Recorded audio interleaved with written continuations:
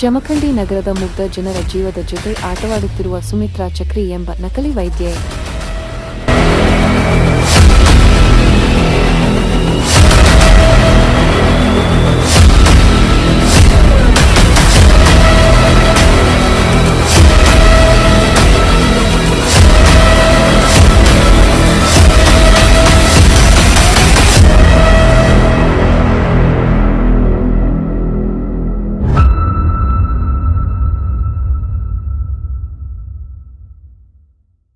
ಹೌದು ವೀಕ್ಷಕರೇ, ಜಮಖಂಡಿ ನಗರದಲ್ಲಿ ನಕಲಿ ವೈದ್ಯರ ಹಾವಳಿ ತುಂಬಾ ಹೆಚ್ಚಾಗಿ ಬಿಟ್ಟಿದೆ. ಇಂತಹದೇ ಒಂದು ನಕಲಿ ಆಸ್ಪತ್ರೆ ಮೇಲೆ ದಾಳಿ ನಡೆಸಿದ ಜಮಖಂಡಿ ಉಪವಿಭಾಗಾಧಿಕಾರಿ ಕಾಮಗೌಡ ಮತ್ತು ಟಿಎಚ್ಒ ಗಲಗಲಿ ಸಾಹೇಬರು ದಾಳಿ ನಡೆಸಿ ಅಪಾರ ಪ್ರಮಾಣದ ಅನಧಿಕೃತ ಔಷಧಿಗಳನ್ನು ವಶಪಡಿಸಿಕೊಂಡರು.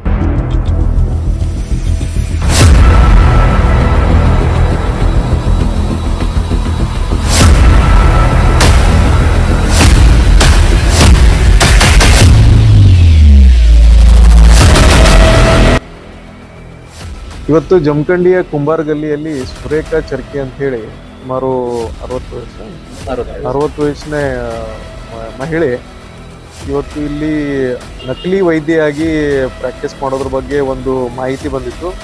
ಆ ಒಂದು ಮಾಹಿತಿ ಆಧಾರದ ಮೇಲೆ ನಮ್ಮ ತಾಲೂಕು ವೈದ್ಯಾಧಿಕಾರಿಗಳು, ನಮ್ಮ ಸರ್ಕಲ್ ಪೊಲೀಸ್ ಇನ್ಸ್ಪೆಕ್ಟರ್ ಅವರು, ನಮ್ಮ ಸಬ್ ಇನ್ಸ್ಪೆಕ್ಟರ್ ಅವರು ಇಲ್ಲಿ ದಾಳಿ ಮಾಡಿ ಇದನ್ನ ಪರಿಶೀಲನೆ ಮಾಡಿದ್ದಾರೆ. ಈ ಒಂದು ಪರಿಶೀಲನೆ ವೇಳೆಯಲ್ಲಿ ನಮಗೆ ಸಾಕಷ್ಟು ಏನು ನಕಲಿ ವೈದ್ಯೆಯಾಗಿ ಬೇರೆ ಬೇರೆ ಡ್ರಗ್ಸ್ಗಳನ್ನ, ಔಷಧಿಗಳನ್ನ ಇಲ್ಲಿ ಸಾಕಷ್ಟು ಸಂಗ್ರಹಿಸಿಕೊಂಡಿರೋದು ಮತ್ತು ಅವರು ಬಹಳ ವರ್ಷಗಳಿಂದ ನಾವು ಇದನ್ನ ಪ್ರಾಕ್ಟೀಸ್ ಮಾಡ್ತಾ ಇದ್ದೀನಿ ಅಂತ ಹೇಳಿ ಕಾನೂನು ಬಾಹಿರವಾಗಿ ಪ್ರಾಕ್ಟೀಸ್ ಮಾಡ್ತಾ ಇರೋದನ್ನ ಮೌಖಿಕವಾಗಿ ಇವತ್ತು ಇಲ್ಲಿ ಒಪ್ಕೊಂಡಿದ್ದಾರೆ.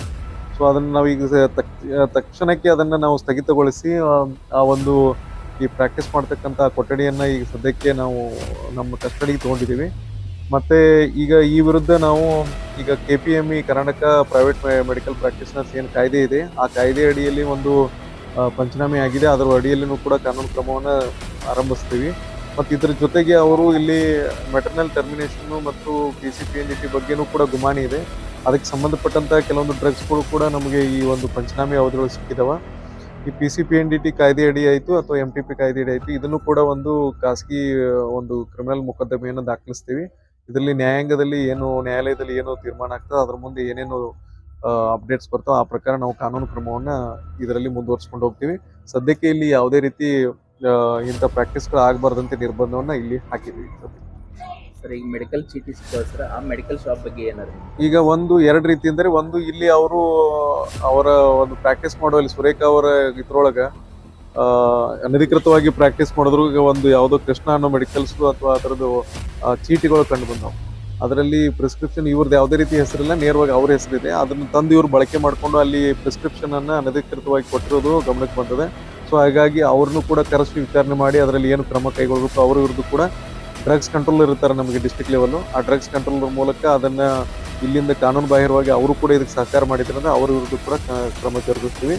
ಇದರ ಜೊತೆಗೆ ಬಿಜಾಪುರದಿಂದ ಕೂಡ ಇಲ್ಲಿ ಸಾಕಷ್ಟು ಡ್ರಗ್ಸ್ಗಳು ಯಾವುದೇ ರೀತಿ ಬಿಲ್ಗಳಿಲ್ಲದೆ, ಪರ್ಚೇಸ್ ಬಿಲ್ಗಳಿಲ್ಲದೆ ಅವುಗಳ ಕಂಡು ಬಂದವು, ಮೇಲ್ನೋಟಕ್ಕೆ ಕಂಡು ಬಂದವು. ಅವುಗಳನ್ನ ನಾವು ಬಹಳಷ್ಟು ಡ್ರಗ್ಸ್ ಅದಾವ, ಅವನ್ನೆಲ್ಲ ನಾವು ಸಾಕಷ್ಟು ಪಂಚನಾಮೆ ಮಾಡಿ ಅದರಲ್ಲಿ ಏನೇನು ಇದಾವ ಮತ್ತು ಎಲ್ಲಿಂದ ಬಂದಿದಾವ ಅದಕ್ಕೆ ಏನಾದರೂ ಒಂದು ಮೂಲ ಸಿಗ್ತದಂತ ಫೈಂಡ್ ಔಟ್ ಮಾಡ್ತೀವಿ. ಈಗ ಅವರು ಓರಲಿ ಹೇಳೋ ಪ್ರಕಾರ ನಾವು ಬಿಜಾಪುರದಿಂದ ತಂದಿದೀವಿ ಅಂತ ಹೇಳ್ತಾರೆ. ಅದು ಬಿಜಾಪುರ ಅಥವಾ ಜಮಖಂಡಿನೋ ಅಥವಾ ಇನ್ನೊಂದು ಯಾವುದೇ ಬೇರೆ ಯಾವುದಾದ್ರೂ ಒಂದು ಔಷಧಿ ಅಂಗಡಿ ಇದೆ ಅನ್ನೋದನ್ನ ನಾವು ಫೈಂಡ್ ಔಟ್ ಮಾಡಿ, ಸೊ ಅವ್ರನ್ನೂ ಕೂಡ ಈ ಒಂದು ಪ್ರಕರಣದಲ್ಲಿ ಮುಂದೆ ಅವರನ್ನ ಸೇರಿಸ್ಕೊಳ್ಳೋ ಕೆಲಸ ಮಾಡ್ತೀವಿ.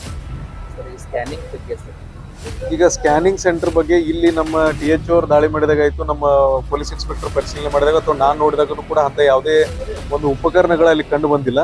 ಯಾವುದೋ ಒಂದು ಬಂದು ಬಿದ್ದಂಥ ಉಪಕರಣ ಇದೆ, ಬಟ್ ಅದು ಸ್ಕ್ಯಾನಿಂಗ್ ಬಳಸುವಂಥ ಉಪಕರಣ ಅಲ್ಲ ಅವರು. ಬಟ್ ಬೇರೆ ಕಡೆ ಎಲ್ಲೋ ವೈದ್ಯಾಧಿಕಾರಿಗಳಿಗೆ ಸ್ಕ್ಯಾನಿಂಗ್ ಆಗಿ ರೆಫರ್ ಮಾಡ್ತಾ ಇರೋದು, ಅಥವಾ ಅಂದರೆ ಬೇರೆ ಹೆಚ್ಚಿನ ಚಿಕಿತ್ಸೆಗೆ ಇಲ್ಲೇನೋ ರೆಫರ್ ಮಾಡಿದ್ರೆ ರೇಡಿಯಾಲಜಿಸ್ಟಿಗೆ ರೆಫರ್ ಮಾಡ್ತಾ ಇದ್ದಾರೆ ಅಂತ ಕಂಡುಬರ್ತದೆ. ಸೊ ಅದರಲ್ಲಿ ಮುಂದಿನ ತನಿಖೆ ಭಾಗವಾಗಿ ಅವರು ಇಲ್ಲಿಂದ ಏನು ರೆಫರ್ ಮಾಡ್ತಾ ಇದ್ರು, ಇಂಥವ್ರು ರೆಫರ್ ಮಾಡಿದವ್ರು ಅಲ್ಲಿ ಎಷ್ಟು ಜನ ಆಗಿದ್ದಾರೆ ಅದನ್ನು ಕೂಡ